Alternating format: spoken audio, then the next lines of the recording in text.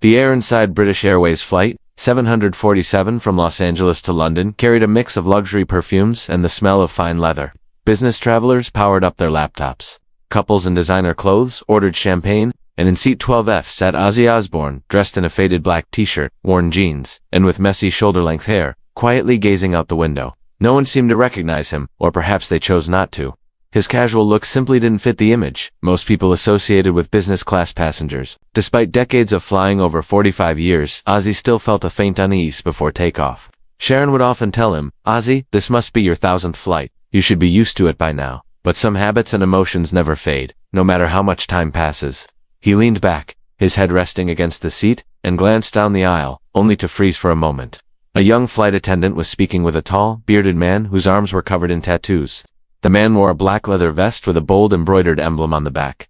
"Hells Angels, MC California." He was calmly trying to explain something to the attendant, but her expression already revealed discomfort. The attendant's name was Victoria. She was in her 30s, her hair neatly tied into a bun, her smile polite but practiced. With 10 years of experience serving in business class, she was well aware of the usual clientele: quiet, refined passengers wearing tailored suits and expensive fragrances. The man standing before her now was the complete opposite: bearded, muscular, tattooed, and wearing that unmistakable Hells Angels vest. To her, every alarm bell went off at once. The man showed her the business class seat card and said evenly, "No problem, this is my assigned seat."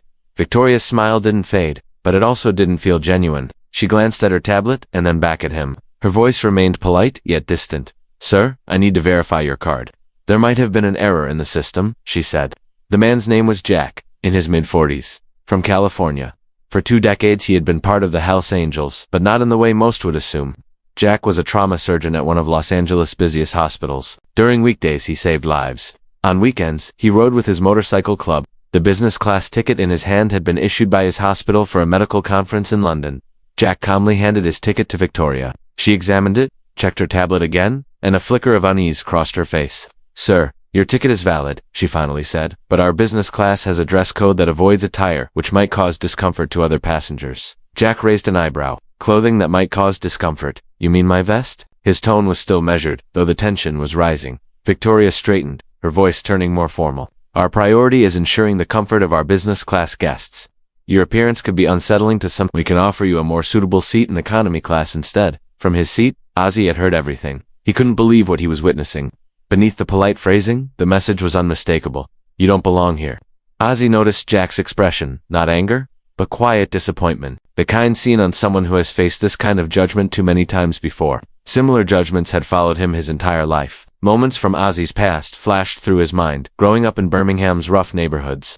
Being teased for his stutter, the early days when Black Sabbath was labeled as troublesome during their first tour. Each memory carried the same unspoken message: "You don't belong here." Victoria glanced around, expecting support from the other business class passengers. A few watched with mild curiosity, but most remained detached. A businessman peered over his newspaper, frowned briefly, and went back to reading. A young couple whispered quietly to each other. Jack exhaled deeply. Instead of arguing further, he simply nodded. "All right," he said quietly. "I'll move to economy. It's fine." Something in Ozzy stirred at that moment. No, it wasn't fine. Decades earlier, he'd faced the same kind of prejudice, and back then, no one had spoken up. He wouldn't let that happen again. Ozzy rose abruptly, startling a woman seated nearby. Moving toward the aisle, his steps were steady and deliberate. Victoria and Jack both turned toward him, shock flickering on the attendant's face. Curiosity on Jack's. Ozzy stopped right in front of Victoria. His gaze, sharp behind his glasses, held her attention. His Birmingham accent grew thicker as he spoke. "Excuse me, love, but did I hear that right? You're moving this gentleman to economy because his clothes are disturbing." Victoria froze for a second, studying him.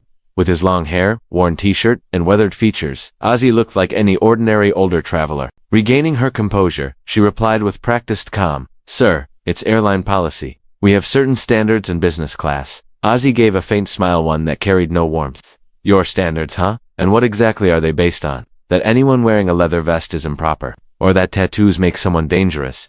By now, every passenger in business class was watching intently. Newspapers had been lowered. Phones were tucked away. The quiet cabin had become a small stage, and everyone wanted to see where this would go. Victoria's confidence began to waver. Her voice shook slightly. "Sir, please return to your seat. This doesn't concern you." Ozzy slowly shook his head. "No, love, it does. It really concerns me, because 30 years ago, I went through the exact same thing. long hair, unusual clothes. People instantly assumed I was a drug addict. Not one person asked who I was, what I did, or what I'd achieved. Jack turned to Ozzy, his face showing both shock and gratitude. Sir, you don't have to do this.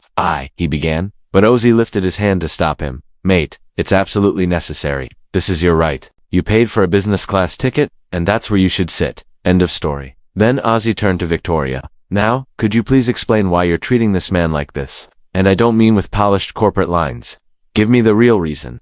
Victoria's cheeks flushed red as she felt the eyes of passengers and crew turning toward her. Nervously, she said, Sir, I just thought the other passengers might feel uncomfortable. Ozzy glanced around the cabin. Which passengers? Show me. Who's uncomfortable? No one spoke. The cabin fell silent. See, Ozzy continued, no one here seems uncomfortable. The only one uneasy is you, because you judged him by how he looks. Victoria's mouth fell open. She had no response because he was right. She lowered her head, staring at the tablet in her hands, hoping for a way out, but finding none. Just then, a senior flight attendant appeared from the front of business class. Her name was Margaret, in her 50s, gray-haired with 25 years of experience. She looked first at Victoria, then at Ozzy, then at Jack. Her voice was calm but firm. Is there a problem here? Ozzy turned toward her, his tone gentler now, but steady. Yes, there is. This young lady tried to send this gentleman to economy just because of his appearance, even though he has a valid business class ticket. Margaret gave Victoria a sharp, disapproving look, then turned to Jack. May I see your ticket, sir?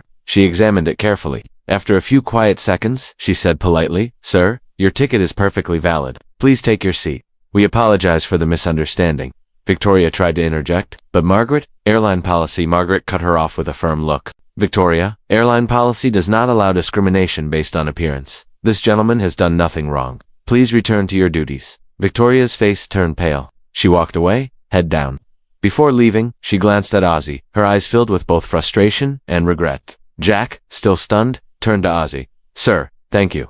You didn't have to step in, but you did. Ozzy placed a reassuring hand on his shoulder. Mate, no one deserves to be treated that way. You belong here. I belong here. Everyone here belongs. None of us is above anyone else. Jack nodded, his eyes misty but holding back tears. Taking a deep breath, he said, My name's Jack Thornton. I'm a trauma surgeon. Because of this leather vest, people often assume the worst. But I've been saving lives in the hospital for 20 years. On weekends I ride with the Hells Angels, but during the week, I'm in the ER. Ozzy smiled. That's quite a mix, mate. I've been misunderstood for years, too. Still am, to be honest. Jack tilted his head, curious. So, what do you do? Jack was surprised by how confidently the stranger had spoken up for him. Ozzy simply shrugged. I'm in the music business, he said, though I'm mostly retired these days. My wife Sharon and I spend most of our time at home in Los Angeles. I enjoy being with my family now. Sometimes I still perform, but not like before. Jack nodded, but didn't ask for his name.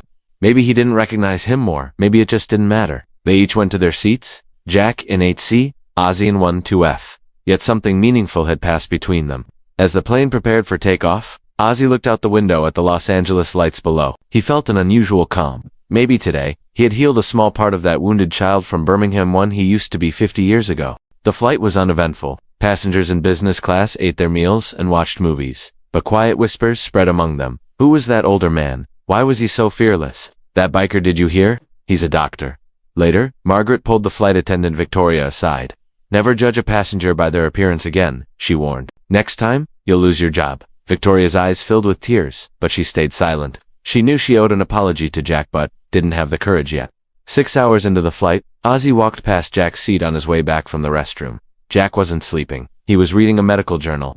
Ozzy stopped and asked, Mate, I'm curious, what hospital do you work at in California? Jack looked up with a smile. Cedars-Sinai. I'm in the emergency and trauma department. It's one of the busiest hospitals around. Every day feels like a battlefield. But on weekends, I ride my motorcycle to clear my mind. The Hells Angels, well, they're like family. The one group that doesn't judge me. Ozzy nodded. I understand. I felt the same with Black Sabbath. Off stage, no one really understood me. But on stage, Tony, Geezer, and Bill Day were my brothers. Jack raised his eyebrows. Black Sabbath way too were in that band. Ozzy chuckled softly. Was in it? I was the singer. Ozzy Osbourne. Jack's mouth fell open, and his journal slipped from his hands. You're Ozzy Osbourne, paranoid Iron Man. Wore pigs at Ozzy Osbourne. Ozzy smiled. Yes, mate, that's me. But now I'm just Sharon's husband, a father, and today's someone who stood up for you. Jack was stunned. I can't believe it. I grew up listening to Black Sabbath. Before tough surgeries, I still play Paranoid. It helps me focus. And you defended me today. Ozzy placed a hand on his shoulder. Mate, I only did what was right. You do that every day, you save lives. I just sing songs. They talked for a while longer. Ozzy spoke about Sharon, his kids, and the early days of his career. Jack shared stories from the hospital and explained how the Hells Angels weren't just bikers, but a real brotherhood. Passengers nearby listened quietly, though some wanted photos. Ozzy gently declined. For now, they were just two men talking, not public figures. A few hours later, Margaret approached Ozzy. Mr. Osbourne, she said softly, thank you for what you did. We sometimes forget what our job truly means. You reminded us. Ozzy smiled. We're all human, love. We make mistakes. What matters is learning from them. When the plane landed in London, Ozzy and Jack said goodbye at the airport. Jack handed him a business card. If you're ever in Los Angeles, call me. I'll give you a tour of the hospital and maybe we'll take a ride together. Ozzy grinned and slipped the card into his pocket. Count on it, mate. Sharon will want to hear your story. She'll be impressed. The two men hugged before parting ways. That day changed them both. Jack promised himself he'd never stay silent again when misjudged, and Ozzy felt he'd done something beyond music, something deeply human. 3 months later, a local news channel interviewed Jack, now known as the Hells Angels doctor. He recalled the flight. I was humiliated in business class because of how I looked, but an older man stood up for me. That man was Ozzy Osbourne. In that moment, he wasn't a rock star, he was just a person doing the right thing. The story went viral. Headlines read, "This is why Ozzy is a legend," but Ozzy stayed quiet. Sharon told him, "Everyone's talking about you. I'm proud." Ozzy shrugged. "I only reminded someone of a simple lesson, that's all." Victoria resigned 6 months later, not because she was fired, but because she began to reflect on her actions. One day she called Jack. "Dr. Thornton, I'm truly sorry for what I did. I shouldn't have judged you." Jack replied kindly, "Apology accepted. Just remember, give people a chance before you decide who they are." Her voice shook with emotion as she thanked him and hung up. Half a year later, Jack joined another weekend ride with the Hells Angels. A message appeared on his phone. "Mate, coming to Los Angeles. There's a concert. Hope you can make it, Ozzy." Jack smiled and texted back, "I'll be there." At the concert, the arena was full. Backstage, Jack greeted Ozzy with a hug. "Still wearing that leather vest?" Ozzy teased. Jack laughed. "And you're still in your favorite t-shirt." Sharon joined them, smiling warmly. "So good to see you again. Ozzy keeps telling your story." During the show, Ozzy paused to speak to the crowd. "There's a friend of mine here tonight, a doctor, a trauma surgeon, and a Hells Angels member. He reminded me that people aren't one-dimensional. We're all complex, and that's something to celebrate." The audience applauded. Jack smiled from the side of the stage. Later, in an interview, Ozzy said, "It's one of the moments I'm proudest of. Making music is wonderful, but touching someone's life, that's something else." From that day on, Ozzy and Jack kept in touch. A friendship that began on a plane had grown into mutual respect. They looked different, one, a rock icon, the other, a doctor, but at their core, they shared the same belief in humanity and in standing against prejudice. If this story teaches anything, it's this: appearances can mislead. A doctor can wear leather, a legend can wear a faded shirt, and sometimes the right thing to do is simply to speak up, because silence often supports what's wrong. Ozzy Osbourne understood that. Jack Thornton learned it. And now, you do too. The story that began on that plane wasn't just about two men meeting. It was about taking a stand against judgment, and that stand still matters today.